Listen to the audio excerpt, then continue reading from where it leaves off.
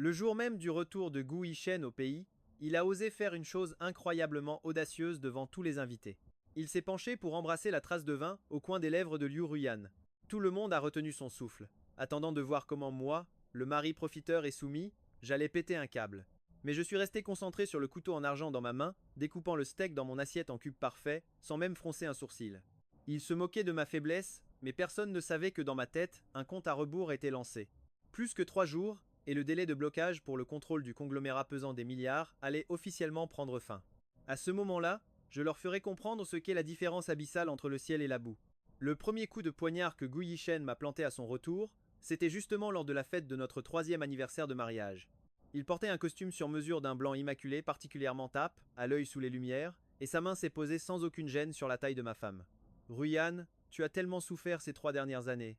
Sa voix n'était pas forte, mais elle a suffi à plonger la salle de réception, jusqu'alors bruyante, dans un silence de mort. Son regard provocateur a balayé la salle comme une lame de rasoir, pour finalement se poser avec une tendresse feinte sur la femme dans ses bras.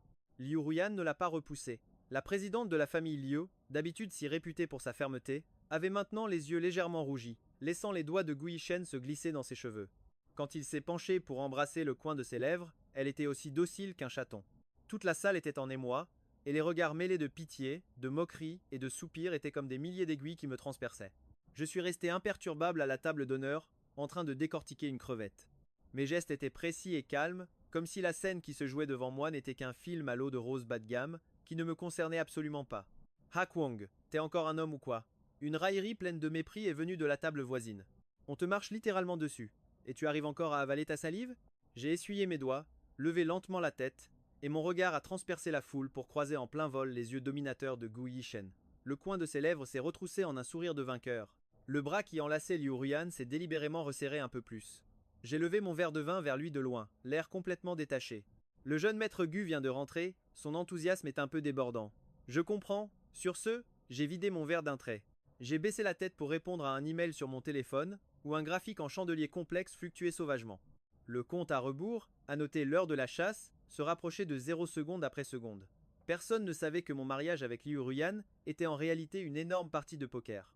Tant que je ne demandais pas le divorce de mon propre chef, et que je tenais bon ces 3 derniers jours, les 30% des actions.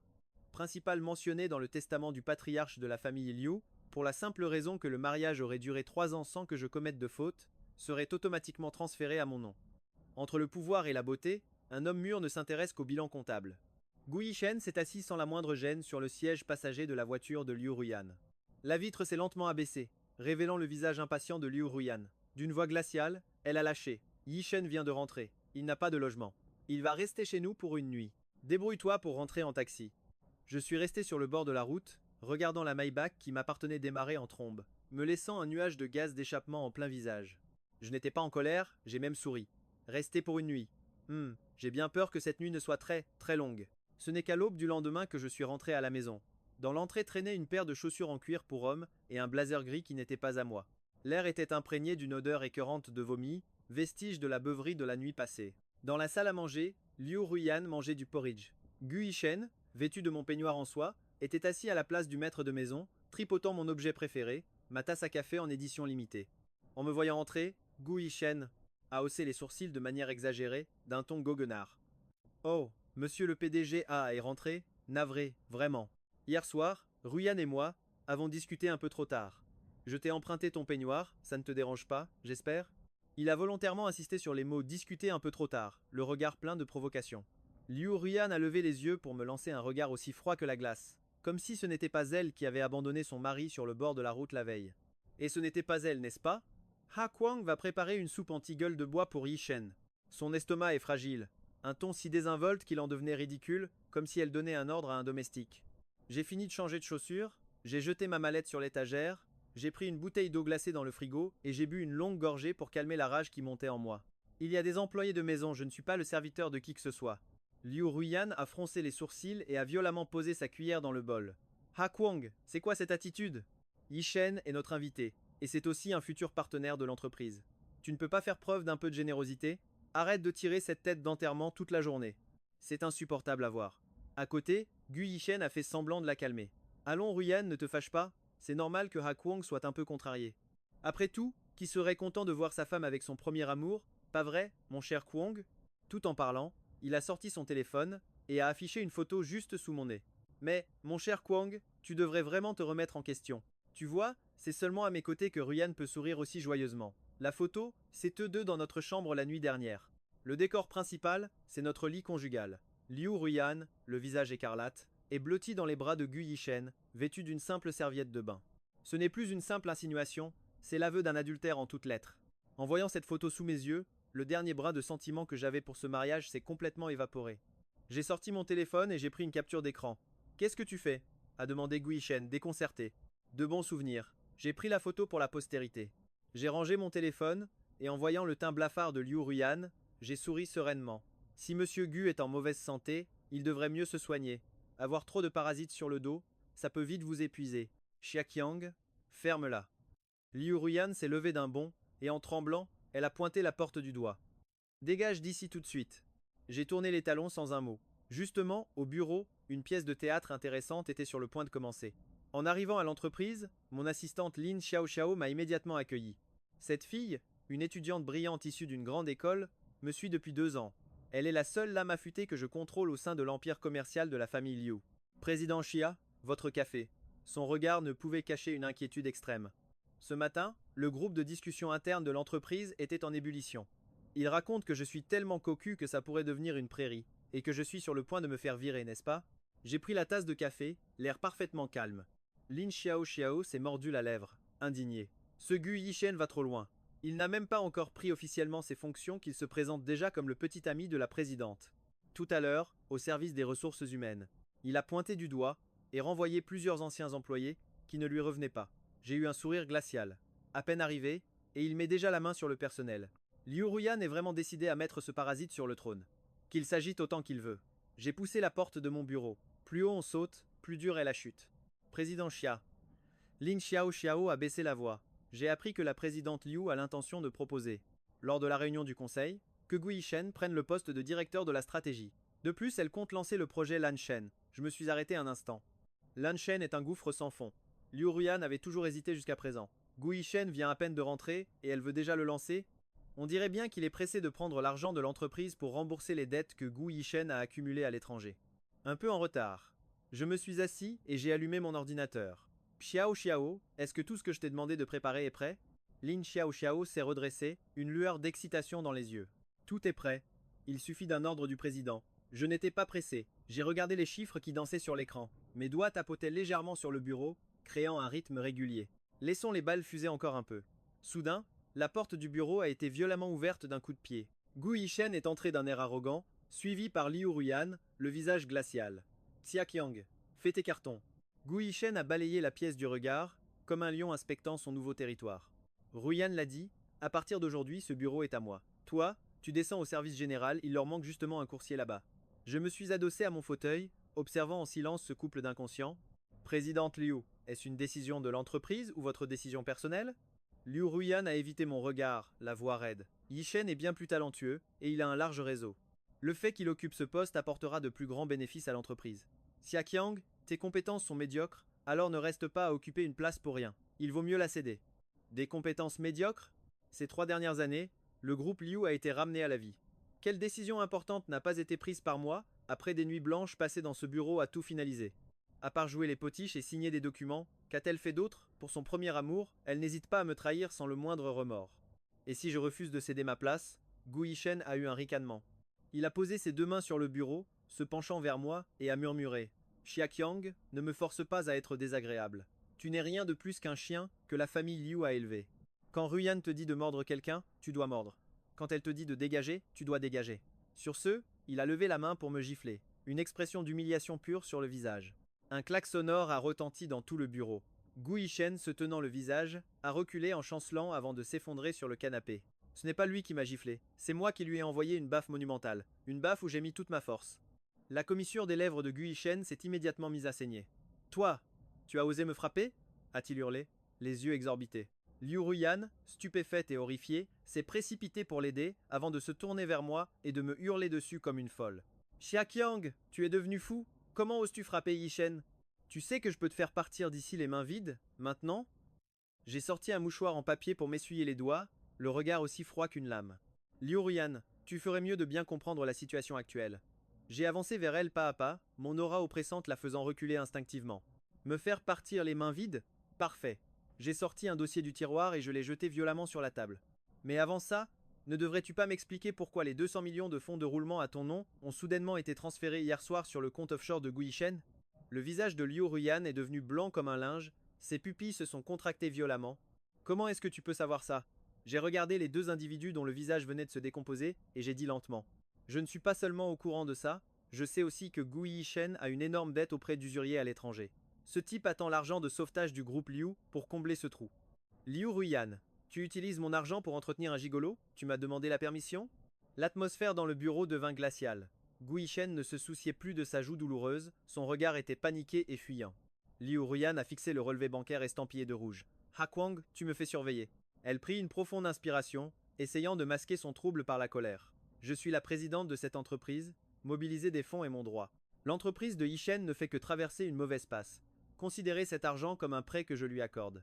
C'est aussi pour le bien de la future collaboration approfondie entre nos deux entreprises. Je n'ai pas pu m'empêcher d'éclater de rire. Une collaboration avec une coquille vide criblée de dettes, pire qu'une société fantôme? Liu Ruyan, est-ce que l'amour t'a rendu complètement stupide? Vous me prenez vraiment pour un aveugle tous les deux. Ça suffit. Gu Yishen, fou de rage, arracha le papier des mains de Liu Ruyan et me pointa du doigt en hurlant. Ah Kwang, arrête un peu de cracher ton venin.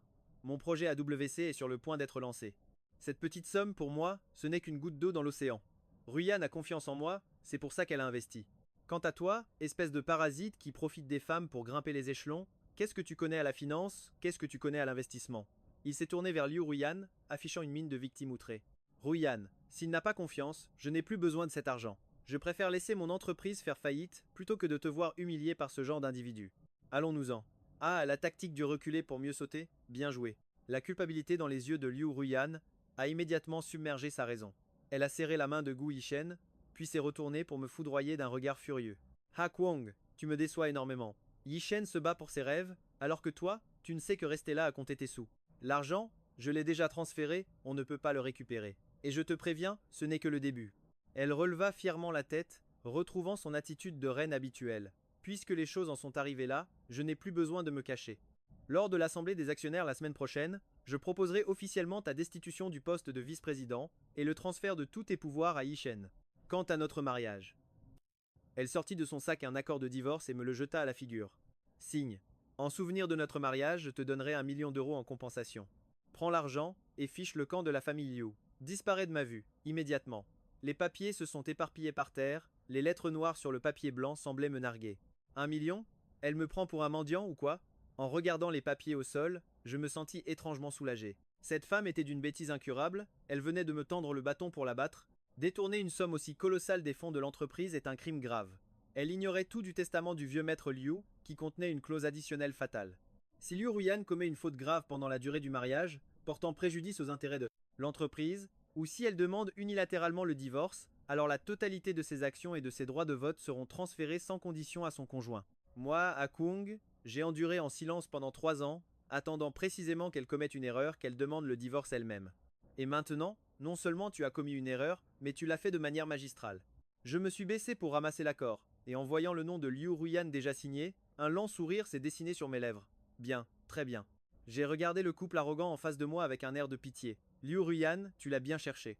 J'ai sorti mon téléphone, j'ai appelé le service juridique et la brigade financière en activant le haut-parleur. Allô, maître Wang? C'est Ta Kwang. Apportez immédiatement le testament et la clause spéciale du vieux maître à mon bureau. Capitaine Lee, vous aussi je souhaite porter plainte. Une personne est suspectée d'abus de biens sociaux et de détournement de fonds pour une somme extrêmement importante. Les preuves sont irréfutables. Et les suspects sont juste en face de moi. Le visage de Liu Ruyan et de Gu Yishen est passé du rouge au blanc, puis du blanc au vert. Quel spectacle! À Kwang toi? Qu'est-ce que tu racontes? Quel testament? Quelle clause spéciale? La voix de Liu Ruyan se mit à trembler, elle commençait enfin à avoir peur. J'ai raccroché, et je me suis confortablement réinstallé dans le grand fauteuil de président. J'ai croisé les doigts, la regardant avec un sourire qui n'en était pas un. Quoi? Le deuxième acte ne fait que commencer. Moins de 10 minutes plus tard, Maître Wang est entré, une mallette à la main, suivi de 2 notaires en uniforme qui sont entrés d'un pas décidé dans le bureau. Les cadres supérieurs et les actionnaires du groupe Liu les suivaient de près, s'entassant à l'entrée. Liu Ruyan tenta de garder contenance, croisant les bras sur sa poitrine, essayant d'intimider Maître Wang du regard. Maître Wang, vous êtes sur la propriété de l'entreprise qui vous a permis d'entrer. Et cette histoire de clause testamentaire dont Hakuang vient de parler, c'est complètement ridicule. Quand mon grand-père est mort, j'ai vu le testament de mes propres yeux. Gu Yishen se plaça devant Liu Ruyan et se mit à hurler. Un parasite comme Hakuang, quel droit à l'héritage pourrait-il bien avoir? Où sont les gardes? Foutez-moi tous ces picassiettes dehors. Maître Wang a ajusté ses lunettes, ignorant l'arrogance de Gu Yishen qui tentait de lui barrer la route. Il s'est dirigé droit vers le bureau et a sorti un dossier confidentiel scellé. Mademoiselle Liu, Monsieur Gu, je vous prierai de mesurer vos propos. Je représente ici les dernières volontés de feu Monsieur Liu. Maître Wang a balayé l'assemblée du regard, sa voix claire et ferme. Conformément à l'article 7 de l'avenant au testament rédigé par feu Monsieur Liu, si sa petite-fille, Liu Ruyan, durant son mariage, commet une faute grave, nuit aux intérêts de l'entreprise, ou demande unilatéralement le divorce, elle sera considérée comme ayant renoncé volontairement à son droit de succession. Il a ouvert le dossier, son doigt pointé sur une ligne en gras à la fin de la page. Les 30% d'actions principales du groupe Liu à son nom seront transférées sans condition à son époux, Hu Qiang. Et cette clause a été authentifiée par un notaire et possède la plus haute force juridique. Le bureau est soudainement devenu silencieux comme une tombe. Les actionnaires qui chuchotaient à la porte se sont tus, leur regard oscillant entre moi et Liu Ruyan. Liu Ruyan était figé sur place. Non, c'est impossible. Elle s'est précipitée vers le bureau, fixant le dossier. Grand-père m'aimait plus que tout. Comment aurait-il pu donner ses actions à un étranger? C'est un faux, c'est sûr. C'est vous et Qiang qui vous êtes ligués pour le fabriquer. Mademoiselle Liu, un peu de tenue s'il vous plaît. Maître Wang l'a évité avec dédain. 2 représentants de l'étude de notaire sont présents ici même. Le numéro de dossier est vérifiable à tout moment. Assis dans le fauteuil du président, j'ai allumé une cigarette, observant Liu Ruyan à travers la fumée. L'accord de divorce de tout à l'heure. Tu l'as signé sans hésiter, pourtant. J'ai fait tomber la cendre de ma cigarette. Ajoutons à ça le détournement de 200 millions des fonds de l'entreprise pour payer les dettes de ton amant. L'expression faute grave te correspond parfaitement. Si on ajoute les 21% d'actions que je possédais déjà, je détiens maintenant 51% des actions du groupe Liu. Je me suis levé, les mains posées sur le bureau, la dominant du regard. Liu Ruyan, tu as bien entendu?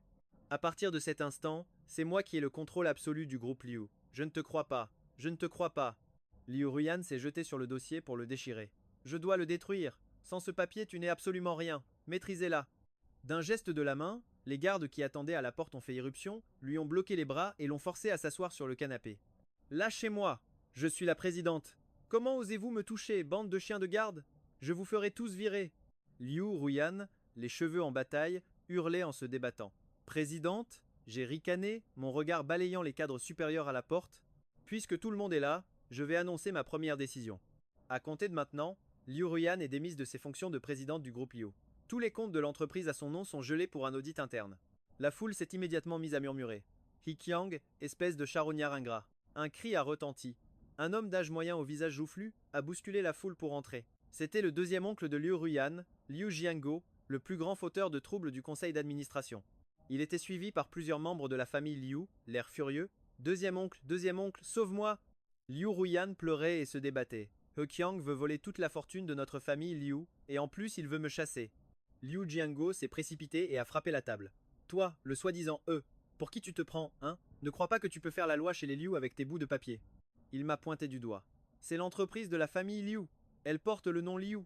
Espèce de profiteur qui a épousé la richesse. Tu as trompé le vieil homme avec tes sales combines. Et maintenant tu veux tout nous prendre? Dans tes rêves. Il s'est tourné pour haranguer les actionnaires à la porte. Regardez-le bien, c'est un vrai traître. Aujourd'hui il renverse Ruyan, demain il vous mettra tous à la porte un par un. Nous, la famille Liu, ne l'accepterons jamais. Les autres membres de la famille ont renchéri. C'est ça, dégage de chez les Liu. Règne les actions. C'est une escroquerie, on va appeler la police pour t'arrêter. La scène était devenue chaotique et incontrôlable. Une lueur d'espoir s'est rallumée dans les yeux de Liu Ruyan. Je les ai observés en silence, attendant que le bruit s'estompe avant de poser mon verre d'eau. Lin Xiaoxiao. Oui, président est. Lin Xiaoxiao s'est avancé avec sa tablette et l'a connectée à l'écran. L'écran du projecteur s'est abaissé. Liu Jianguo, qui était si agressif, est devenu blême en voyant le contenu. Sa main, sur le point de frapper la table, s'est figée en l'air. C'était des relevés bancaires, des informations d'enregistrement de sociétés écran et de faux contrats. Liu Jianguo a profité de sa position pour toucher des commissions via 3 sociétés écran et falsifier les comptes dans le département d'achat des matières premières. Au cours des 3 dernières années, il a détourné un total de 13,42 millions de yuan de l'entreprise. J'ai pris un pointeur laser, le point rouge dansant sur les chiffres. Deuxième oncle, comment devrions-nous régler cette dette? La salle a de nouveau éclaté en murmures. Les membres de la famille qui criaient si fort tout à l'heure sont devenus muets comme des carpes craignant d'être les prochains. Toi, tu racontes n'importe quoi. Ce sont des faux. Je vais te poursuivre pour diffamation, a hurlé Liu Jianguo, terrifié, mais ses yeux ne cessaient de lorgner vers la porte. Diffamation ou pas, tu iras t'expliquer à la police. J'ai fait un signe de tête vers la porte. Capitaine Li, je vous laisse faire. Plusieurs policiers de la brigade financière sont entrés, menottes en main. Liu Jianguo, n'est-ce pas? Vous êtes suspecté d'usurpation de fonction. Veuillez nous suivre. Non, vous ne pouvez pas m'arrêter. Je suis le numéro 2 de la famille Lu. Clac. Les menottes se refermèrent sur les poignets du vieil homme, et les policiers emmenèrent Liu Jianguo à l'extérieur. Nguyen, sauve mon oncle. Appelle vite le jeune maître Gu, dis-lui d'utiliser ses relations à Wall Street pour le faire sortir. Liu Nguyen s'effondra sur le sol, le visage blême, incapable de prononcer un mot. Le clan Hang et les autres actionnaires restèrent figés dans un silence de mort. Je me rassis sur le siège du président, balayant l'assemblée du regard. Quelqu'un a-t-il une objection à ma décision? Personne n'osa même tout sauter. Tout le monde baissa la tête. Je regardais Lu Nguyen, avachi par terre, les cheveux en bataille et le maquillage ruiné par les larmes. Xia Qiang, tu es vraiment sans pitié. Lu Nguyen releva la tête, les yeux remplis de haine. Tu crois que c'est gagné parce que tu as réussi à virer le deuxième oncle et à prendre ses parts? Ishen, Ishen. Derrière lui, il y a les capitaux de Wall Street. Dès que ces fonds arriveront, on pourra tout reconstruire de zéro. Et à ce moment-là, je te jure que je te ferai ramper à genoux pour me supplier. Le capital de Wall Street? J'éclatais de rire. Lu Nguyen, retourne-toi et regarde bien. Où est-il maintenant, ton grand loup de Wall Street? Lu Nguyen resta interdite, cherchant frénétiquement autour d'elle. Le bureau était complètement vide. Gu Yishen avait disparu depuis longtemps. Yishen, Yishen, où es-tu? Lu Nguyen paniquait, l'appela au téléphone. Le correspondant que vous essayez de joindre n'est pas disponible pour le moment. La voix mécanique résonna dans le bureau silencieux. N'appelle plus, dis-je en m'adossant à mon fauteuil. Au moment même où la police est entrée pour arrêter ton oncle, ton merveilleux premier amour s'était déjà carapaté par la sortie de secours depuis un bon moment. Impossible. Yishen ne m'abandonnerait jamais. Il est juste parti chercher de l'argent. C'est sûr, il est allé rassembler des fonds pour sauver l'entreprise. Liu Nguyen se mit à hurler comme une folle. Lin Xiaoxiao entra alors en trombe, l'air complètement affolé. PDG Xia, nous avons un problème. Elle se précipita vers moi. Le directeur financier vient d'appeler. Il dit que Gu Yishen détient l'autorisation de transfert spécial que l'ancienne PDG Liu lui avait donnée. Et il a aussi le sceau de l'entreprise et le sceau du représentant légal, qu'il a volé en douce pendant le chaos. Il est à la banque en bas, en train de se renseigner sur les procédures. On ne sait pas ce qu'il a l'intention de faire. Mon regard se glaça. Il s'apprête à forcer le virement des 30 millions restants du fonds de roulement de l'entreprise. C'est l'argent des salaires du mois prochain et du remboursement du prêt bancaire. Quoi? Liu Nguyen poussa un cri, son téléphone tomba et se brisa en 1000 morceaux. Elle s'écroula par terre, murmurant, incrédule. Il a volé les sceaux pour transférer l'argent? Je me levai et enfilai ma veste. Il veut se barrer avec mon fric, c'est ça? Gu Yishen, tu te fais un peu trop de films. Xiao Xiao dit à la banque de geler le compte et appelle la sécurité pour qu'elle me rejoigne en bas. Je sortis à grandes enjambées. En passant devant Lu Nguyen, je lui lançai. Alors, tu vois clair maintenant? C'est ça, le grand amour pour lequel tu as accepté de tout trahir. Après avoir lâché cette phrase, je me précipitai hors du bureau. L'heure de la chasse avait officiellement commencé. Sur l'écran de ma tablette, les images de surveillance du hall de la banque défilaient. Gu Yishen agrippait l'employé de banque par le col, postillonnant de rage. De quel droit vous gelez le compte? C'est le sceau du groupe Lu, je suis le directeur stratégique, faites ce virement immédiatement. L'employé, tremblant, appuya sur le bouton d'alarme. Je pris une gorgée de thé chaud, tapotant du bout des doigts en attendant l'appel du directeur de la banque. PDG Xia, la sécurité a escorté Gu Yishen à l'extérieur. Lin Xiaoxiao entra, incapable de cacher sa jubilation. Elle est toujours en train de hurler en bas, elle dit qu'elle va nous poursuivre pour séquestration. Ça attire pas mal de curieux. Je m'approchai de la baie vitrée. De si haut, les gens paraissaient minuscules, mais je pouvais imaginer sans peine l'état pathétique de Liu Nguyen en ce moment. La reine d'autrefois n'a même plus le droit de mettre un pied dans sa propre entreprise. Inutile de s'occuper d'elle. Je rajustai mes manches. Dites au service communication de publier une annonce. Dites simplement que l'ancienne présidente, Liu Nguyen, a été démise de toutes ses fonctions car elle est suspectée de crimes économiques graves. Et envoyez la vidéo de surveillance de Gu Yishen en train de faire un scandale aux médias. Bien reçu. Ling Xiaoxiao prit rapidement des notes. Et pour Gu Yishen, il finira bien par se montrer. Je regardais le ciel sombre par la fenêtre. Mettez quelqu'un sur lui. Comme il n'a pas pu transférer l'argent, il va certainement trouver un autre moyen. Pour un type comme Gu Yishen, la cupidité est dans le sang. Sans l'argent de l'entreprise, les usuriers qui le soutiennent ne vont pas rester les bras croisés à écouter ses jérémiades. Au pied de l'immeuble du groupe Liu, le vent glacial projetait des feuilles mortes sur le visage de Liu Nguyen. Son tailleur de luxe était tout froissé à force de se débattre, et elle avait perdu l'une de ses chaussures à talons. Pieds nus, elle marchait sur le ciment glacial. Laissez-moi entrer. Je suis la présidente. Bande de chiens aveugles. Le chef de la sécurité, impassible, brandit sa matraque en caoutchouc. Mademoiselle Liu, le PDG Xia a donné des ordres. Personne non autorisé ne passe. Si vous continuez à faire du scandale, nous serons obligés d'appeler la police.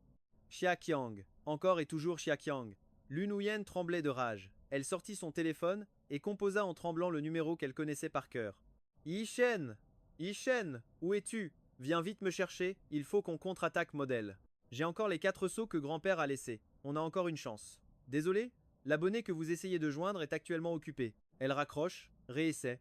Toujours la même tonalité interminable. Frustrée, Lu Nuyen tente d'envoyer un message vocal. Mais un point d'exclamation rouge s'affiche à l'écran, comme une gifle en plein visage. Message non envoyé. Comme si elle avait été bloquée. Lu Nuyen reste figé sur place, l'esprit complètement vide. L'homme qui, la veille encore, lui jurait un amour éternel. L'aurait bloqué? Impossible, c'est sûrement un malentendu. Murmure-t-elle pour elle-même, les larmes coulant sur ses joues. Nat Tran doit être occupé, c'est sûr. Il est sûrement en train de trouver un moyen de sauver l'entreprise. Soudain, son téléphone vibre. Une notification de la banque, transaction de 2 millions échouée dans une bijouterie avec la carte de crédit supplémentaire finissant par 888. Raison, compte gelé. C'était la carte supplémentaire qu'elle avait faite pour Konat Tran. Lu Nuyen sort de sa torpeur, abasourdi. Konat Tran n'était pas du tout en train de chercher de l'argent. Il était en train de flamber sa carte pour acheter des bijoux. Un terrible pressentiment l'envahit et elle oublie la douleur à ses pieds. Elle se précipite dans la rue, elle un taxi, et fonce vers la villa de Teijiao.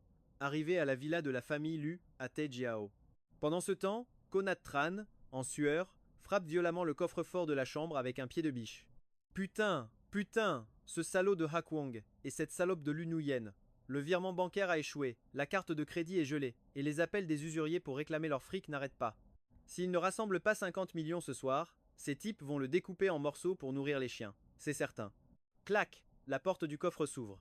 Les yeux de Konat Tran s'illuminent. Il se jette dessus. À l'intérieur, c'est rempli d'or, d'argent et de pierres précieuses que Lu Nuyen collectionnait. Et il y a même quelques liasses de dollars en réserve. À moi! Tout est à moi!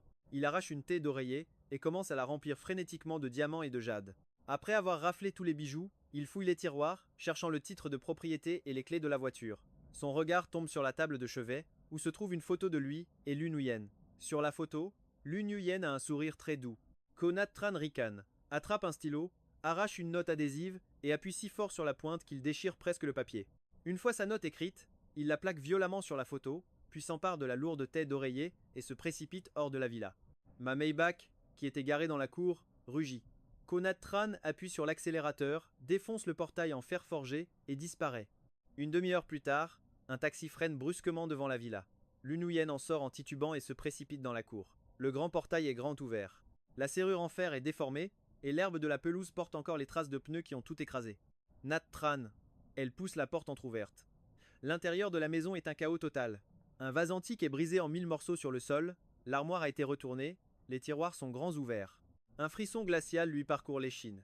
Elle se rue dans la chambre, le coffre-fort est vide. C'était tout ce qui lui restait, tout a disparu. On m'a volé, on m'a volé. Lu Nuyen s'effondre sur le sol, complètement anéanti. Son regard se pose alors sur la table de chevet. Sur la photo, une note adhésive jaune a été collée, une vraie horreur. Elle la décolle en tremblant. L'écriture est brouillonne, mais si familière qu'elle lui brise le cœur. Pauvre idiote, merci pour ton argent. Je me casse à l'étranger pour me la couler douce. Jouer la comédie avec toi pendant toutes ces années, c'était vraiment à vomir. Signé Konat Tran. Ah! Un cri déchirant transperce le silence. Lu Nuyen serre la note dans sa main, ses ongles s'enfonçant dans sa paume. Menteur! Vous êtes tous des menteurs! Elle jette violemment la photo par terre, le verre du cadre se brisant en 1000 morceaux. Alors comme ça, tout cet amour n'était qu'une pièce de théâtre. Aux yeux de Konat Tran, elle n'était rien de plus qu'un distributeur de billets. Hakwang, Hakwang, tu avais raison. Elle rampe sur le sol, secouée par des sanglots étouffés. J'ai eu tort, j'ai vraiment eu tort. C'est alors que les sirènes assourdissantes de la police encerclent la villa. Les gyrophares bleus et rouges projettent des lueurs étranges à travers les fenêtres. Personne à l'intérieur. Écoutez bien, ici la police. Vous êtes cernés. Lu Nuyen lève la tête, confuse. Ils sont venus pour arrêter Konat Tran? La porte d'entrée est défoncée. Une unité d'intervention fait irruption. Pas un geste, les mains en l'air. Les canons sombres de leurs armes sont pointés droit sur elle. Lu Nuyen est stupéfaite. Messieurs, vous vous trompez de personne. Je suis la victime. Je suis Lu Nuyen. Un officier s'avance et lui présente un mandat d'arrêt. Lu Nuyen, Vous êtes suspecté d'abus de biens sociaux, de détournement de fonds publics et de blanchiment d'argent.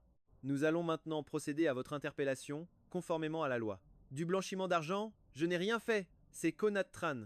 C'est lui qui s'est enfui avec l'argent. Lu Nguyen secoue la tête frénétiquement. Le policier la regarde froidement. Konat Tran a été intercepté sur l'autoroute de l'aéroport. Pour bénéficier de la clémence de la cour, il a tout avoué sur le champ. Tous les transferts d'argent ont été ordonnés par vous. Il n'était que l'exécutant. De plus, les comptes à l'étranger sont bel et bien à votre nom. Lu Nguyen reste bouche bée, incapable de prononcer un mot. Le monde s'écroule autour d'elle. Non seulement Konat Tran s'est enfui avec l'argent, mais en plus, il veut lui faire porter tout le chapeau. L'homme qu'elle a aimé pendant 10 ans veut l'envoyer en prison. Le cliquetis froid des menottes se fait entendre alors qu'elle se referme sur ses poignets. La reine de la famille Lu, qui se croyait au-dessus de tout, est maintenant traitée comme une moins que rien, traînée hors de la villa par 2 policières. Pendant ce temps, sur le toit d'un hôtel 5 étoiles en plein centre-ville. Je me tenais devant la baie vitrée, contemplant la ville scintillante en contrebas, un verre de vin rouge à la main, mon téléphone a vibré. Le capitaine Lee venait de m'envoyer une photo. Liu Ruyan, les cheveux en pagaille, le maquillage ruiné, les mains menottées dans le dos, était poussé dans une voiture de police, le regard vide et désespéré. C'était un état de déchéance qu'elle n'avait jamais connu. J'ai regardé la photo, impassible, sans la moindre émotion. Ni satisfaction, ni pitié. Juste le calme de l'inévitable. J'ai balayé l'image d'un simple glissement de doigts. Ce genre d'ordure ne mérite pas de polluer la mémoire du président Xia, murmura Lin Xiaoxiao derrière moi, la voix légèrement tremblante. En salle d'interrogatoire, Gu Yishen aboie comme un chien enragé, il crie que j'ai trempé là-dedans, que c'est un piège que j'ai tendu. Je me suis retourné et j'ai vidé mon verre. Laisse-le aboyer. J'ai réajusté ma cravate. Des accusations sans preuve ne feront qu'aggraver son cas. Une lueur glaciale a traversé mon regard. Puisqu'il tenait tant à me voir, j'allais lui accorder ce plaisir. Salle d'interrogatoire du commissariat central. Une vitre sans teint séparait 2 mondes. Gu Yishen, le visage ensanglanté, était menotté à la chaise d'interrogatoire. Il hurlait face à la caméra qui enregistrait. Je suis innocent. C'est cette garce de Liu Ruyan qui m'a piégé. C'est elle qui m'a séduit. Elle m'a dit que si je l'aidais à cacher les actifs, elle me donnerait une commission. C'est moi la victime. Je veux voir mon avocat. Je veux voir quelqu'un de l'ambassade américaine. Le policier qui l'interrogeait le regardait comme un clown. Arrête ton cirque. Ta soi-disant carte verte américaine est une fausse. Ton entreprise n'est qu'une société écran, et tes diplômes sont des faux, achetés sur Internet. Ta seule chance de t'en sortir, c'est d'avouer où tu as caché l'argent que tu as volé. Je ne vous crois pas. Je veux voir Liu Ruyan. Je veux la confronter. Dans la pièce voisine, Liu Ruyan avait le regard vide, comme si elle avait vieilli de 10 ans. Les hurlements de la salle d'à côté lui parvenaient. Chaque garce, chaque séduction était comme un couteau qu'on tournait et retournait dans son cœur. L'amour auquel elle avait cru n'était finalement qu'une farce ridicule du début à la fin. Et l'homme qui l'avait sincèrement protégée pendant 3 ans, c'est elle-même qui l'avait repoussé. Xia Qiang, murmurèrent ses lèvres, laissant couler des larmes de regret bien trop tardives. La porte de la salle d'observation s'est ouverte, et le commissaire est entré pour m'escorter. Monsieur Xia, ce n'est pas très réglementaire, mais vu que vous êtes la principale victime dans cette affaire et que le suspect est psychologiquement instable, peut-être arriverez-vous à le faire parler. Merci, commissaire. Je n'ai que quelques mots à lui dire. Les policiers sont sortis, ne laissant que la caméra de surveillance en marche. Je me suis approché de la vitre sans teint, observant la femme pathétique à l'intérieur. Comme si elle sentait quelque chose, elle a lentement relevé la tête vers le miroir sombre, son regard empli de supplications. Dommage pour elle, je ne suis pas un sauveur. Je suis le passeur qui l'accompagne pour son dernier voyage. Commissaire, ai-je dit en me retournant et en désignant la salle de Liu Ruyan. Je voudrais lui parler un instant. Le commissaire a hoché la tête. La porte en acier s'est ouverte dans un grincement métallique assourdissant. Liu Ruyan a tressailli en me voyant. Une lueur d'espoir a jailli dans ses yeux éteints. Xia Qiang, tu es là. Elle a lutté pour se lever, mais les menottes la retenaient. Le cliquetis des chaînes a résonné. Tu es venu me sauver, n'est-ce pas? Tu es venu retirer ta plainte, c'est ça? Elle a éclaté en sanglots, le visage inondé de larmes et de morve. Je sais que j'ai eu tort. Je sais vraiment que j'ai eu tort. Je n'aurais jamais dû croire cette ordure de Gu Yishen. Je n'aurais jamais dû te traiter comme ça. Si tu me sors de là, je ferai tout ce que tu veux. Je ne veux plus des parts de l'entreprise, je ne veux plus de l'argent non plus, je veux juste rentrer à la maison. Je veux rentrer à la maison te préparer à manger. J'ai tiré la chaise en face d'elle et me suis assis lentement, sans colère ni sarcasme. J'ai même esquissé un sourire aimable. Liu Ruyan, il semble que tu te méprennes sur la situation. Je me suis penché en avant, les mains jointes, en la regardant droit dans les yeux. Je ne suis pas venu te sauver. Je suis venu t'annoncer que Gu Yishen, dans la salle d'à côté, vient de tout te mettre sur le dos. Ses pleurs se sont arrêtés net. Il a fourni tout votre historique de conversation, ainsi que les procurations de virements que tu as signées. Il dit que tu as profité de ton statut de présidente pour le forcer à coopérer au blanchiment d'argent. J'ai savouré le désespoir qui se propageait sur son visage. De plus, j'ai également soumis des preuves à la police, démontrant qu'à l'époque, j'ai tenté à plusieurs reprises de t'empêcher de détourner des fonds, mais tu as toujours refusé d'écouter. Alors, ce crime, c'est toi, et toi seul, qui en portera le poids. Liu Ruyan me fixait, hébété, les lèvres tremblantes. Xia Qiang, comment peux-tu être si cruel? Nous avons été mari et femme. Tu veux vraiment me pousser à la mort? Pfff. J'ai ricané, puis je me suis levé, me penchant à son oreille. Quand tu l'as laissé t'embrasser devant tout le monde, quand tu as utilisé mon argent pour l'entretenir, quand tu as voulu me chasser de chez moi pour lui. As-tu pensé une seule seconde à ce que signifiait être mari et femme? Liu Ruyan, comme foudroyé, s'est effondré sur sa chaise. Ah, au fait, j'ai une autre bonne nouvelle. Je me suis redressé en ajustant mon costume. Ton cher oncle, Liu Jianguo, pour obtenir une réduction de peine, vient de dénoncer ton père pour une vieille histoire d'évasion fiscale. La famille Liu est complètement finie. Liu Ruyan a poussé un cri terrible et s'est mise à se frapper la tête contre la table jusqu'à ce que son front saigne. Elle ne voyait même pas de couteau. Tue-moi. Ha Kuang, tue-moi. Je t'en supplie, tue-moi. Je me suis retourné et j'ai marché vers la porte sans un regard en arrière. Te tuer, ce serait te faire une faveur. J'ai laissé la porte ouverte, laissant la lumière percer l'obscurité. Lu Niyen, tu passeras le restant de tes jours dans cette prison. Laisse les démons ronger lentement ce que tu chérissais. La porte a claqué, isolant complètement les hurlements et les pleurs à l'intérieur. Dans le couloir, Konat Tran hurlait toujours à plein poumon dans la pièce d'à côté. Je veux voir Akwang, j'ai des informations. Je connais le mot de passe du compte secret de Liu Nuyen. Je veux collaborer pour racheter mes fautes. Je me suis arrêté et j'ai jeté un coup d'œil au policier à côté de moi. Officier Li, ce type prétend connaître le mot de passe. L'officier Li a parfaitement compris le message. Bien reçu, on va le faire parler comme il se doit. En sortant du poste de police, le vent nocturne était un peu glacial.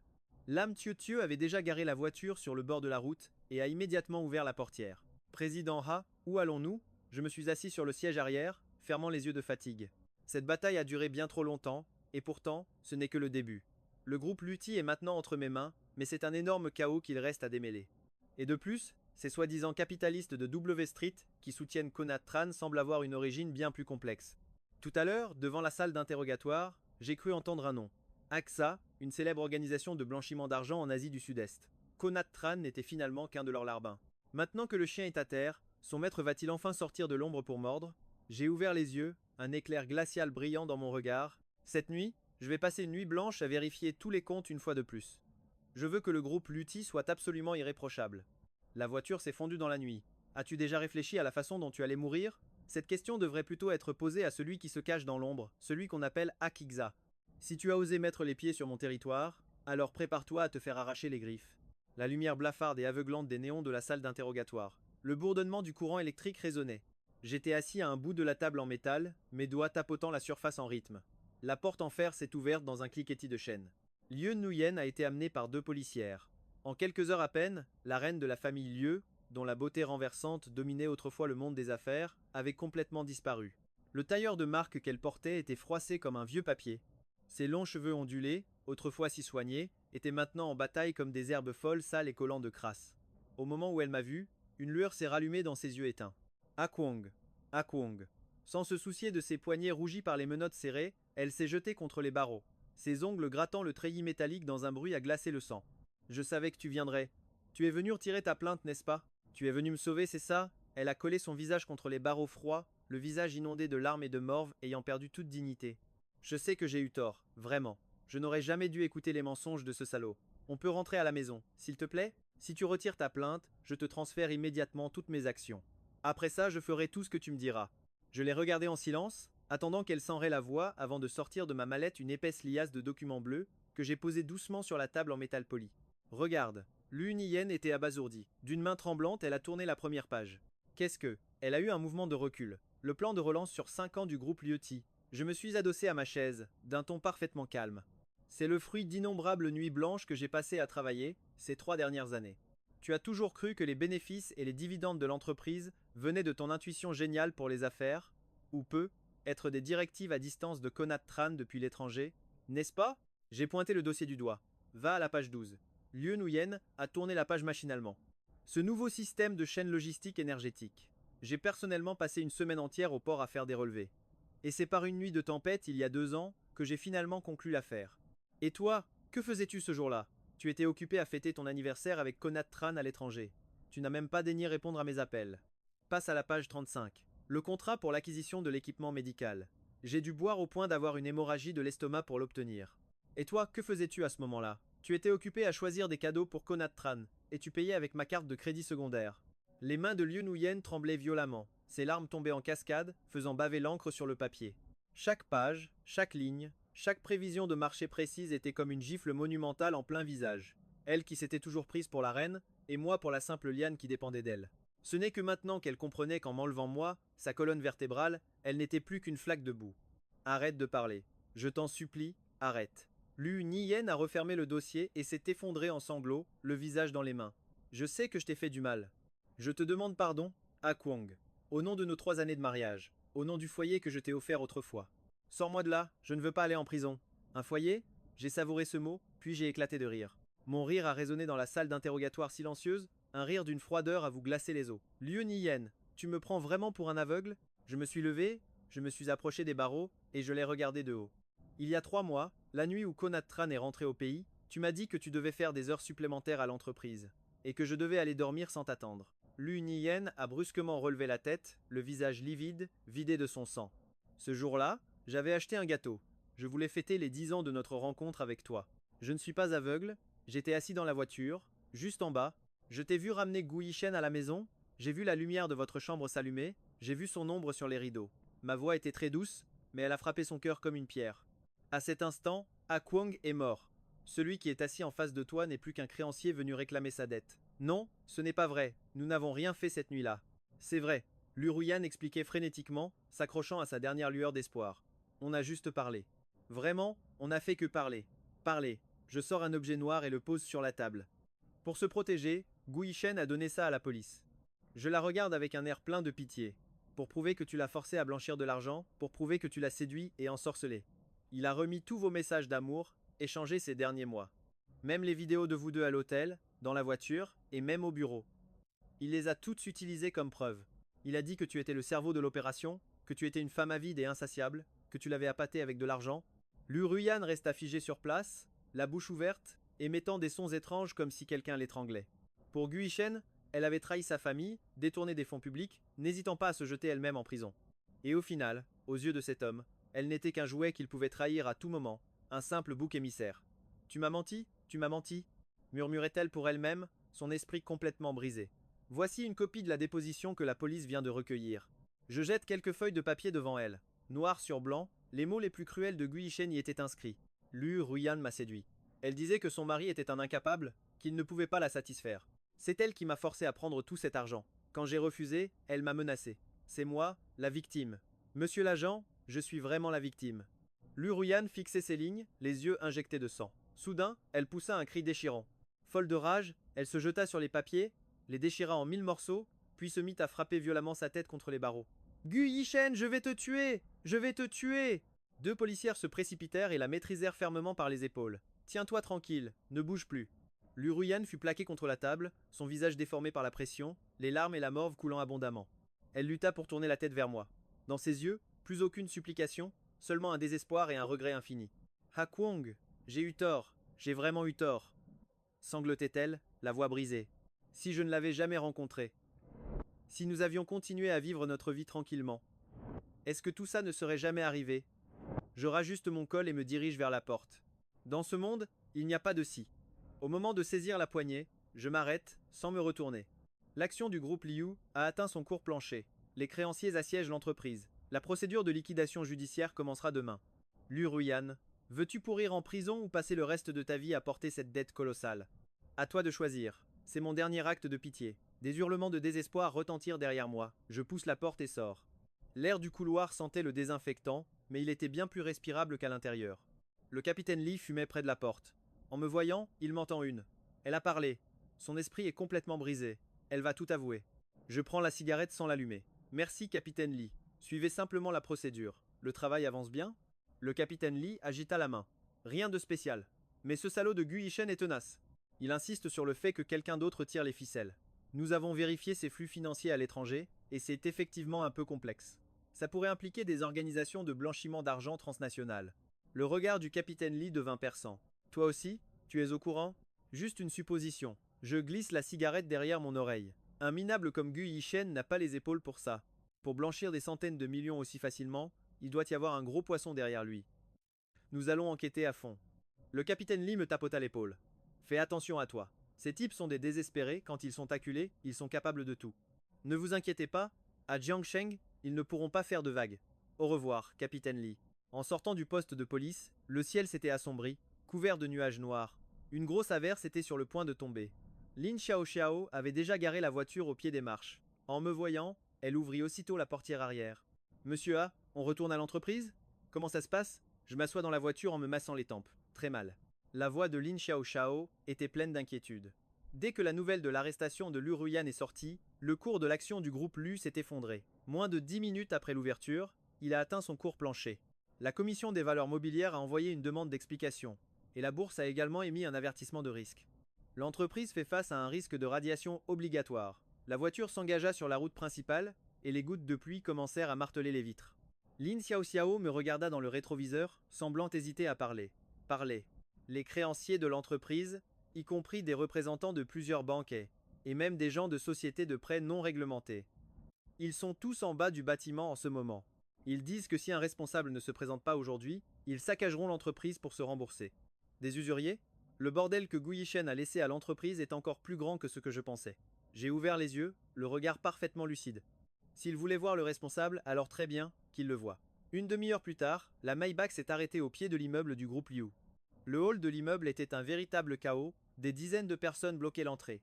Certains brandissaient des banderoles, d'autres hurlaient dans des mégaphones en insultant les agents de sécurité. La foule se bousculait violemment en criant « Remboursé !» Le groupe Liu est une arnaque. Amenez-nous Liu Ruyan.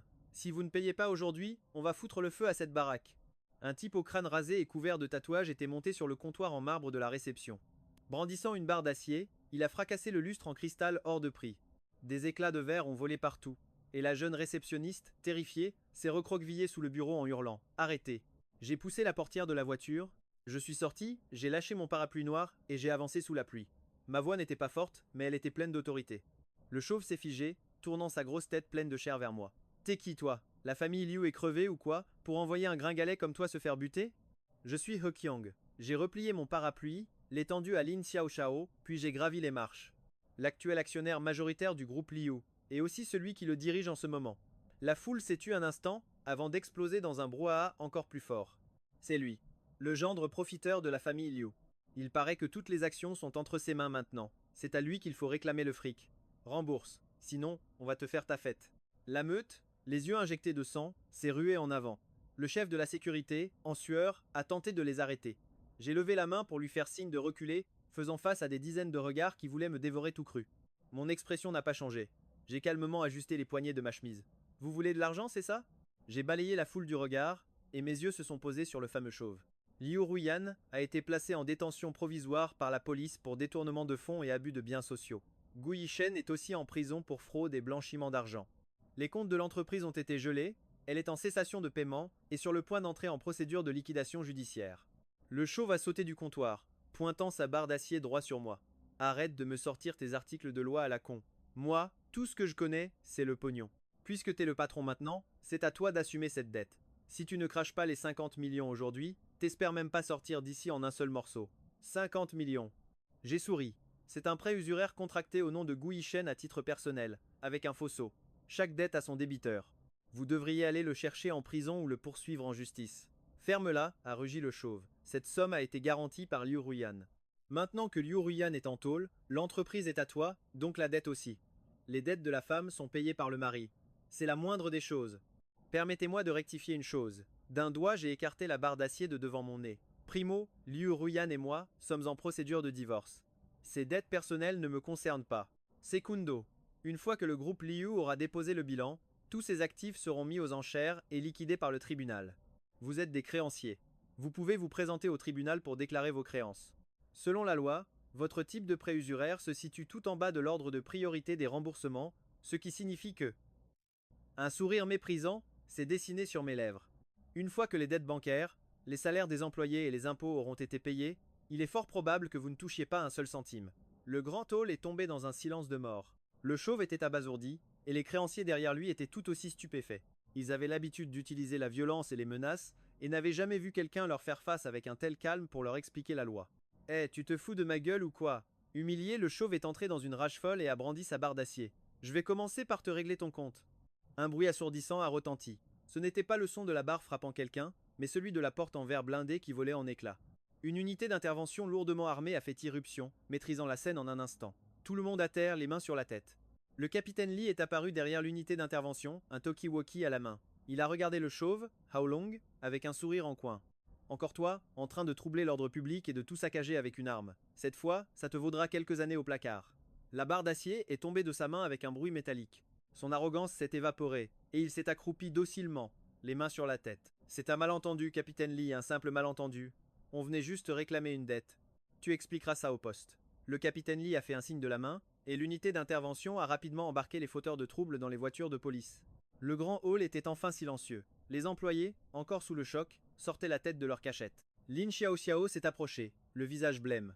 Président He, même si nous nous en sommes débarrassés, il y a la banque. La banque me préoccupe. J'ai regardé le désordre au sol, une lueur froide dans les yeux. La liquidation judiciaire n'est qu'un moyen, pas une fin. Le nom du groupe Liu est complètement pourri, mais cet immeuble et la structure commerciale qu'il abrite ont encore beaucoup de valeur. Je me suis retourné vers l'ascenseur et j'ai annoncé « Informez tous les cadres supérieurs, réunion dans la salle de conférence dans 10 minutes. Ce que nous devons faire, ce n'est pas de sauver le groupe Liu, mais de profiter de cette faillite pour nettoyer tout le pu que Liu Ruyan a laissé derrière elle. À partir d'aujourd'hui, cet endroit ne portera plus le nom de Liu. Les portes de l'ascenseur se sont refermées lentement, reflétant mon visage glacial. Il portera le nom de He. » Alors que l'ascenseur montait, mon téléphone a vibré. C'était un message d'un numéro inconnu. Une seule ligne de texte, mais elle a suffi à durcir mon regard. Monsieur Xia, bien joué, mais la dette que Gu Yishen a envers notre jeune maître Shen ne sera pas effacée juste parce qu'il va en prison, vous savez. Je l'attendais à la sortie d'un autre bureau. La lumière de l'ascenseur vacillait. J'ai appuyé sur le bouton d'arrêt et ma main droite a instinctivement touché ma hanche. Kowloon, la fameuse organisation de blanchiment d'argent d'Asie du Sud-Est. Ils sont venus me trouver en personne, et en ce moment même, ils sont assis dans mon bureau. Xiao Xiao, ne monte pas, ai-je crié pour la prévenir. Sous son regard terrifié, je l'ai poussé dehors avec force, j'ai vite appuyé sur le bouton de fermeture, et l'ascenseur a continué de monter. Les chiffres défilaient, 28, 29, 30. Arrivé au dernier étage, un foie a retenti et les portes se sont ouvertes.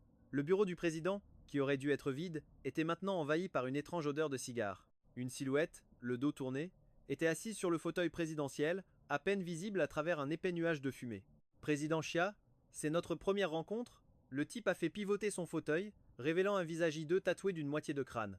Dans sa main, il faisait tournoyer un couteau papillon à la lame scintillante. Alors, tu as déjà choisi comment tu allais mourir?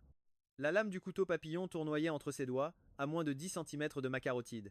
L'homme, surnommé le serpent noir, me fixait, le regard qu'on pose sur un cadavre. Je n'ai pas bougé d'un poil, je n'ai même pas scellé. J'ai pris un cigare dans la boîte. J'ai craqué une allumette, j'ai tiré une longue bouffée, puis j'ai soufflé la fumée droit sur son visage tatoué. Tue-moi.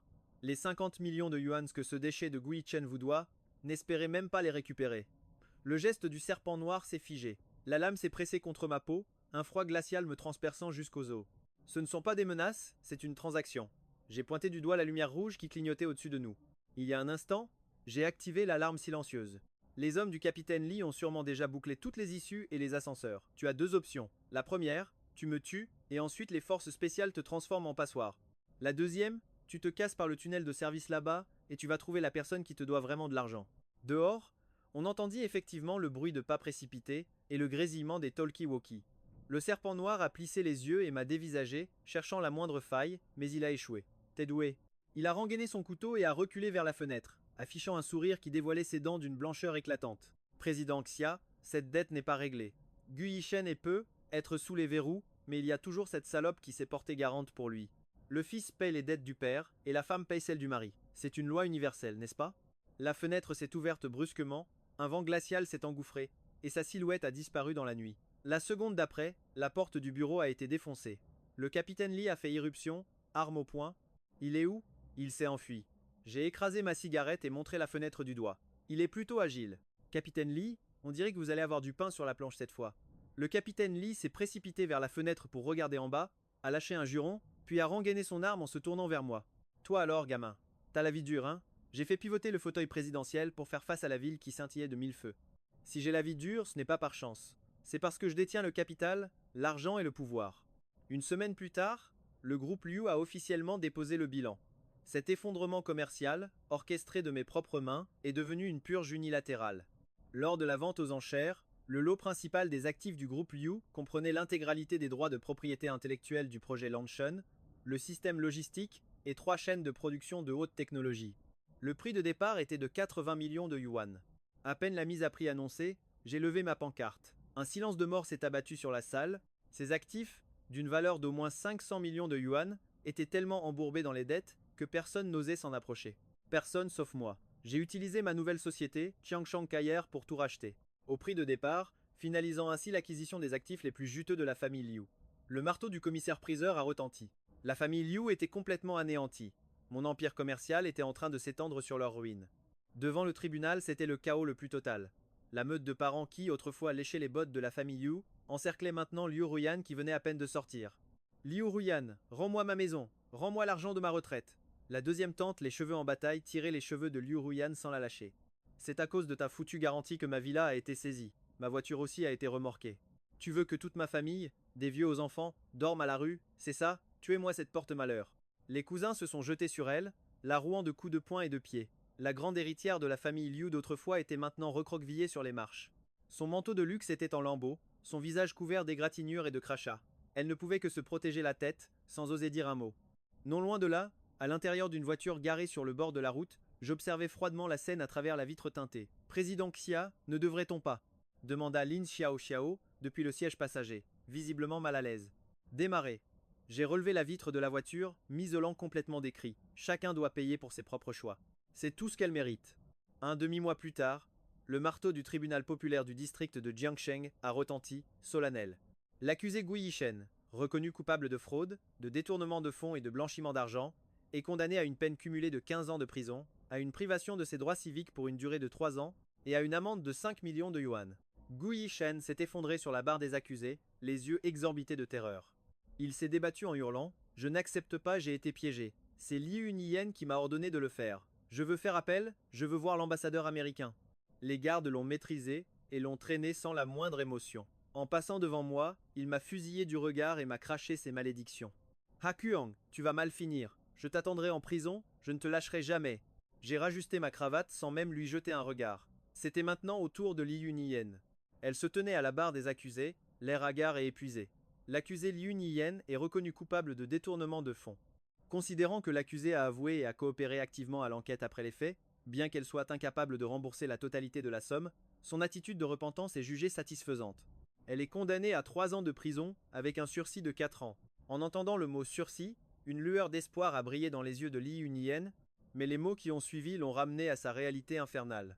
Concernant les réparations civiles, l'accusée Liu Niyen, en tant que représentante légale de l'entreprise et garante solidaire de plusieurs prêts, doit assumer la responsabilité solidaire du remboursement des sommes dilapidées par Cognutrain, ainsi que de la dette de 230 millions de yuans générée par les activités de l'entreprise. À compter d'aujourd'hui, tous les actifs au nom de l'accusé sont gelés et ses dépenses de luxe sont restreintes. 230 millions de yuan. Une somme astronomique, impossible à rembourser même en plusieurs vies. Après la fin de l'audience, j'ai allumé une cigarette au bout du couloir. Liu Niyen est sortie. Elle n'avait plus de menottes au poignet, mais semblait porter un fardeau bien plus lourd. En me voyant, elle s'est arrêtée. Ses lèvres ont tremblé un long moment avant qu'elle ne dise d'une voix rauque « Hakung, es-tu satisfait maintenant ?» J'ai soufflé un rond de fumée, la regardant à travers le voile brumeux. Pas vraiment satisfait.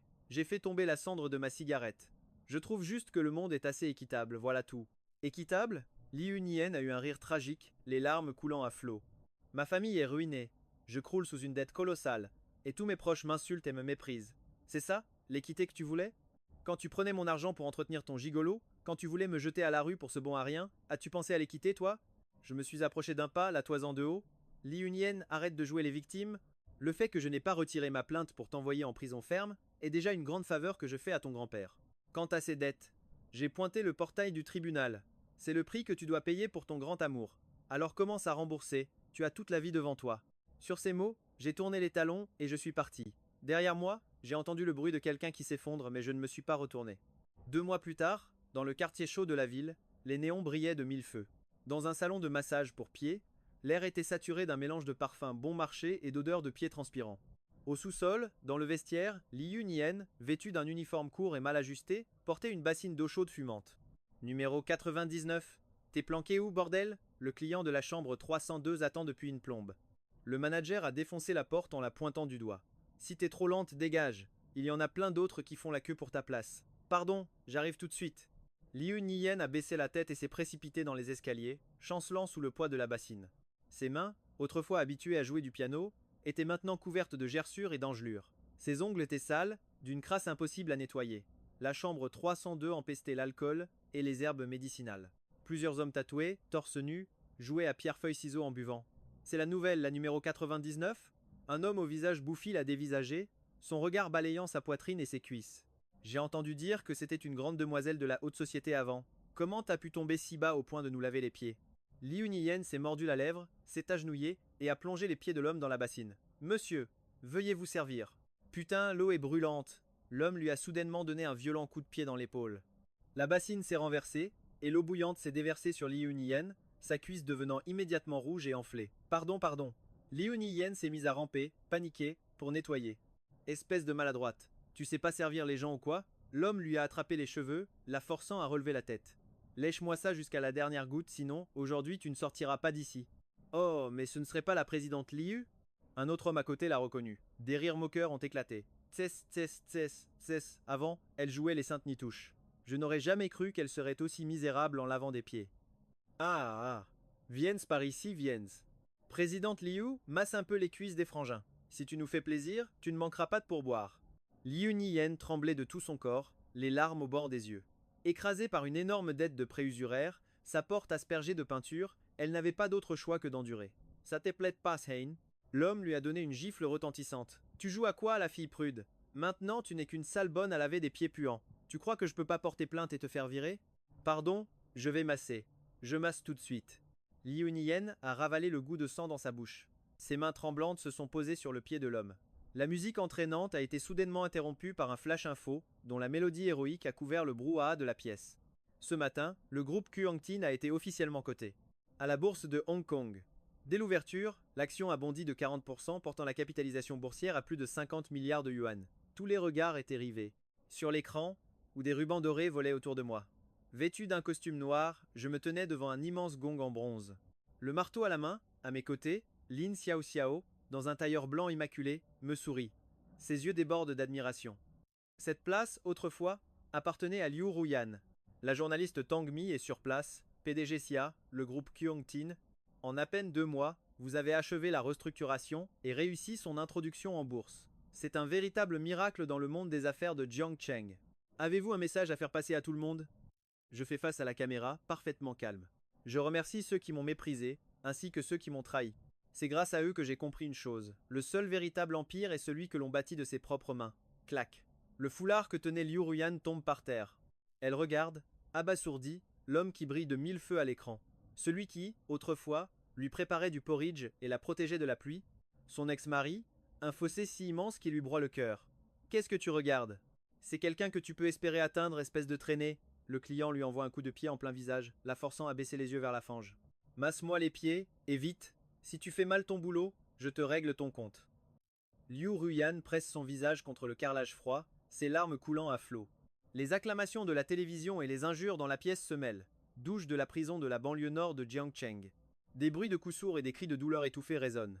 Arrêtez de frapper. Je vous en supplie, arrêtez. Gu Yishen est recroquevillé sur le sol glissant, les mains sur la tête, tandis que des détenus costauds le rouent de coups. Le nouveau ne connaît pas les règles, hein? Le balafré écrase violemment les doigts de Gu Yishen sous son pied. Il paraît que dehors, tu faisais le malin, pas vrai? Escroquerie, jeu d'argent, et t'as même poussé ta propre femme dans le gouffre. J'ai eu tort, grand frère, j'ai eu tort. Gu Yishen a déjà le visage tuméfié. Alors, t'as compris tes erreurs? Le balafré s'accroupit et lui tapote la joue. Quelqu'un m'a chargé de te passer un message. Pour les 15 prochaines années, on va très bien s'occuper de toi, surtout notre ami, celui qu'on appelle le serpent noir. Il a dit que tes jours ici seront un enfer sur terre. En entendant le nom de serpent noir, les pupilles de Gu Yishen se contractent et une tache humide apparaît à son entrejambe. Relevez-le. Le balafré jette une savonnette par terre. Ramasse. Gu Yishen, tremblant de tout son corps, fixe la savonnette, le désespoir absolu dans les yeux. La porte des douches se referme. 3 ans plus tard, le groupe Kuangtin est à son apogée. Je suis devenu le maître incontesté du monde des affaires de Jiangcheng. La famille Liu, elle, a été oubliée depuis longtemps, un soir d'hiver où la neige tombait à gros flocons. Le dîner d'affaires se termine, la voiture s'arrête devant un club UP. Ling Xiao m'aide à enfiler mon manteau et me couvre avec un parapluie. PDG Xia, faites attention où vous marchez. Je hoche la tête, mais mon regard est attiré par une silhouette sur le trottoir. Une mendiante en haillons, recroquevillée sous un lampadaire, à côté d'une poubelle. Devant elle, un bol ébréché ne contient que quelques pièces. La neige a gelé dans ses cheveux poivre et sel. La mendiante lève lentement la tête, son visage est couvert de rides et de gerçures, son regard est vide. Au moment où elle me voit, une lueur s'allume dans ses yeux. Elle se précipite vers moi, mais un garde du corps la repousse d'un coup de pied dans la neige. Xiaqiang, Xiaqiang. Prostrée au sol, elle tend une main desséchée, pareille à une branche morte. Sa voix est rauque. C'est moi, Ruyan. C'est ta Ruyan. Le garde du corps s'apprête à la chasser. Je lève la main pour l'arrêter et m'avance vers elle. Je la regarde de haut. Les épreuves de ces 3 dernières années l'ont complètement détruite. On dirait qu'elle a vieilli de 20 ans. Xiaqiang, donne-moi un peu d'argent. Je t'en supplie, donne-moi un peu d'argent. Liu Ruyan s'agrippe à mon pantalon, le visage inondé de larmes et de morve. J'ai tellement faim, j'ai vraiment très faim. Je dois aussi rembourser des dettes, ils vont me tuer. En la regardant, je ne ressens rien. Ni haine, ni satisfaction. C'est comme regarder un chien errant au bord de la route. Je sors mon portefeuille et en tire un billet de grosse coupure. Les yeux de Liu Ruyan s'illuminent. Elle tend la main pour le prendre. Je lâche le billet, qui tombe dans une flaque d'eau sale. Tu le veux dis-je d'une voix glaciale. Ramasse-le. Liu Ruyan reste figée un instant, puis, sans la moindre hésitation, elle plonge les mains dans la flaque boueuse, attrape le billet et le serre très fort. Elle relève la tête, le visage couvert de boue, et m'offre un sourire servile. Merci PDG Xia, merci pour votre générosité. La grande demoiselle de la famille Liu est morte. Il ne reste plus qu'une chienne qui remue la queue pour survivre. Je détourne le regard, me retourne et monte dans la voiture.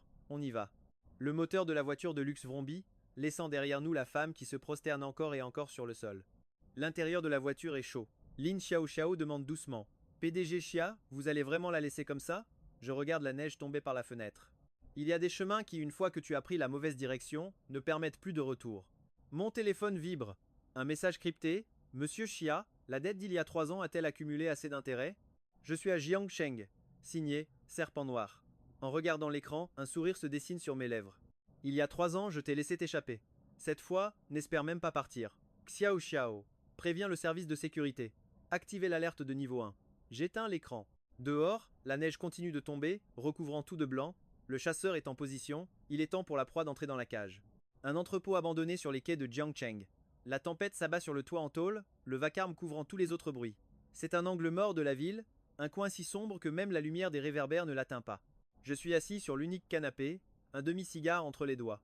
Devant moi, une table pliante déglinguée. En face, l'homme surnommé Serpent Noir est maintenu face contre terre dans une flaque de boue par 4 gardes du corps en imperméable noir.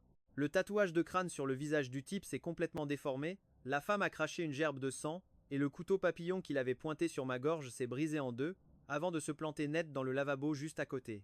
Arg, Eikiang, le serpent noir, a relevé la tête avec difficulté. La cruauté dans son regard n'était plus que de la pure terreur. Tu peux pas me toucher, je suis d'Asie du Sud-Est. Ah, d'Asie du Sud-Est quoi? J'ai fait tomber la cendre de ma cigarette, l'air de rien. Tu as une armée ou des mercenaires? J'ai appuyé sur un bouton de la télécommande posé sur la table. L'écran du projecteur sur le mur s'est allumé, révélant l'image d'un campement au fin fond de la jungle d'Asie du Sud-Est. Le feu faisait rage, et les sirènes de police retentissaient. Des agents des forces spéciales lourdement armés nettoyaient le champ de bataille, et les rebelles, torse nus, étaient escortés un par un vers les fourgons cellulaires. Il y a 3 heures, l'Organisation internationale de police criminelle, en collaboration avec l'armée locale, a complètement démantelé ta planque. En voyant le visage du serpent noir devenir blanc comme un linge, un coin de mes lèvres s'est légèrement relevé. Tu crois que j'ai fait quoi, ces 3 dernières années? Chaque centime que j'ai gagné chez Kyungtin Kadita a servi à tisser cette toile rien que pour toi. Impossible! C'est absolument impossible!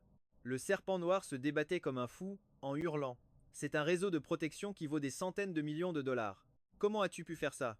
Face à la puissance de l'argent, la violence n'est que la plus primitive des méthodes.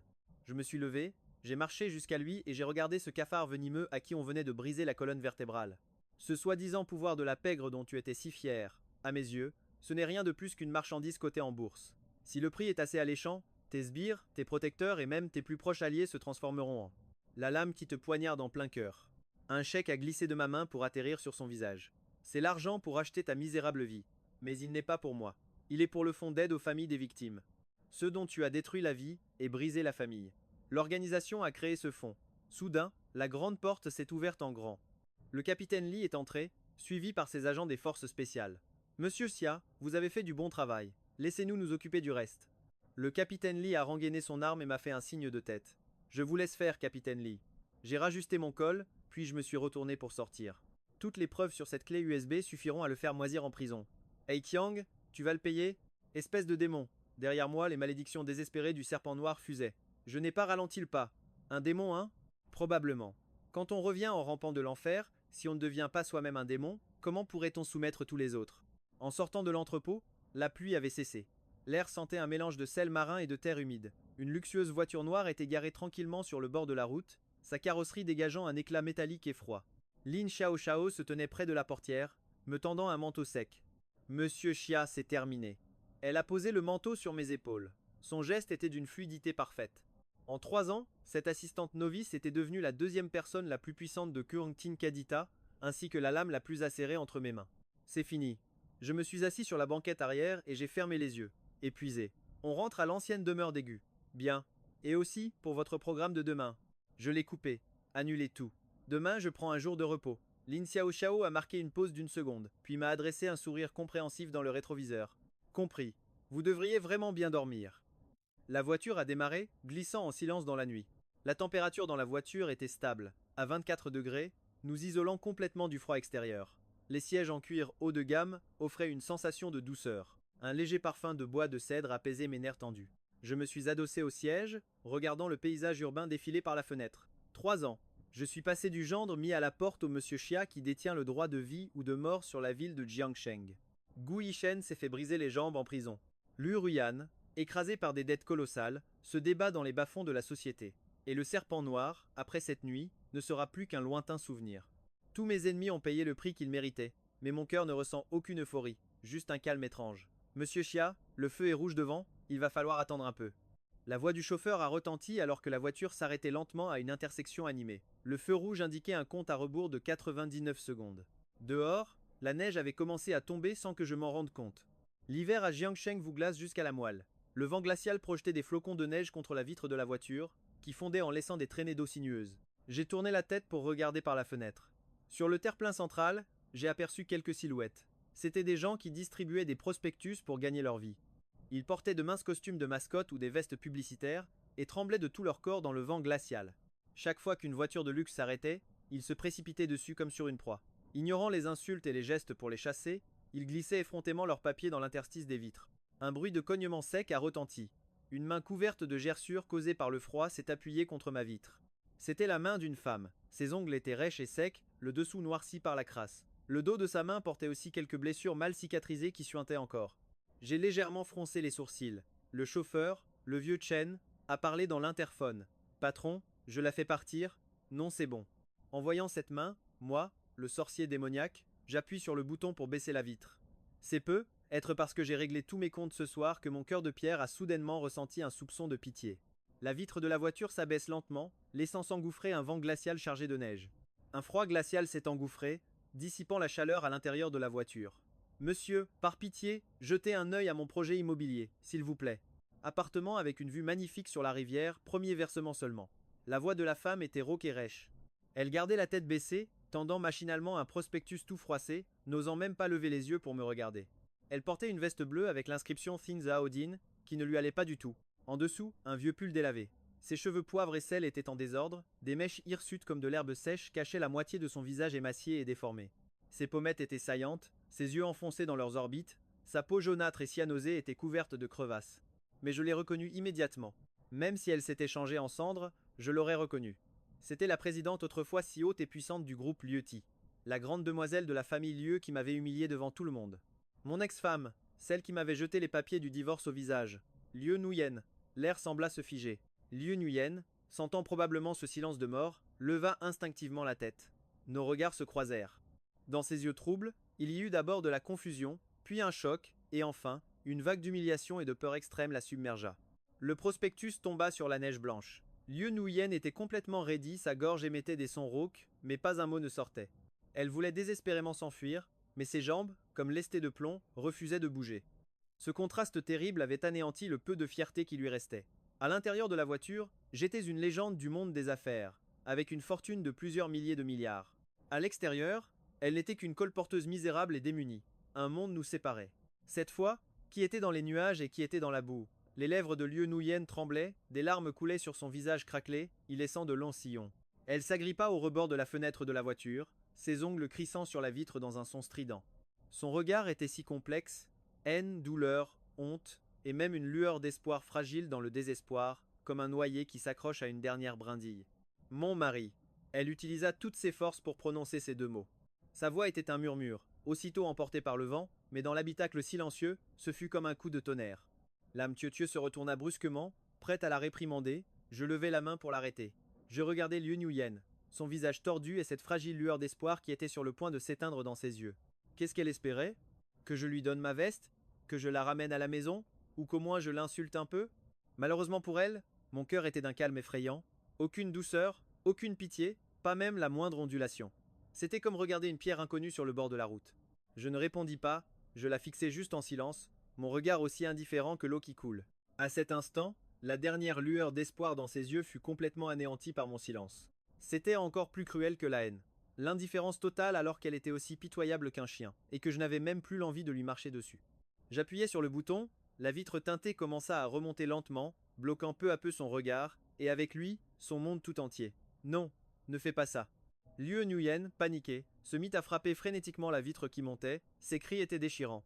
Hakwang, je sais que j'ai eu tort. Je t'en supplie. Regarde-moi. Juste une fois. C'est moi, Nuyen. Je suis ta femme. J'ai si froid, j'ai vraiment très froid. Emmène-moi avec toi. Je serai ta bonne, ton chien, n'importe quoi. Hakwang. La vitre se referma complètement, coupant net ses supplications. Dehors, il ne restait plus qu'une silhouette floue qui martelait la portière en désespoir de cause. Le feu est vert. Dis-je calmement. Allez-y. Le moteur gronda sourdement, la Rolls-Royce s'élança dans la tempête de neige, l'élan puissant faisant tomber Liu Nuyen à la renverse. Je jetai un dernier regard dans le rétroviseur, à cette femme autrefois si arrogante, maintenant agenouillée dans la neige sale. Elle se tenait le visage entre les mains, secouée de violents sanglots. La neige blanche continuait de tomber sans relâche. Bientôt, elle la recouvrirait complètement, formant un petit monticule blanc indistinct. Le prospectus, emporté par le vent, finit sa course dans une bouche d'égout. Monsieur A. L'âme Tieu se tourna vers moi, observant prudemment ma réaction. Est-ce que ça va? Je détournai le regard et pris une bouteille d'eau pour en boire une gorgée. Le liquide glacial me rendit les idées parfaitement claires. Tieu, n'annulez plus le programme de demain. Je regardai vers l'horizon de la ville, brillant de mille feux. Informez le conseil d'administration. Réunion à 8 heures demain matin. Le plan quinquennal de Kong Tinkadva va être lancé. Une lueur de joie brilla dans les yeux de l'âme Tieu. Elle se redressa et répondit « Compris, je m'en occupe tout de suite. » Le silence revint dans la voiture. Je m'adossai à l'appui-tête et fermai les yeux pour me reposer l'esprit. Dehors, le vent glacial hurlait. À l'intérieur, il faisait une chaleur printanière. Certaines personnes, certaines choses sont comme cette tempête de neige. Elles tombent, puis fondent, se salissent, et finalement, ne laissent aucune trace. Le chemin devant moi est encore très long, et je ne regarderai jamais en arrière.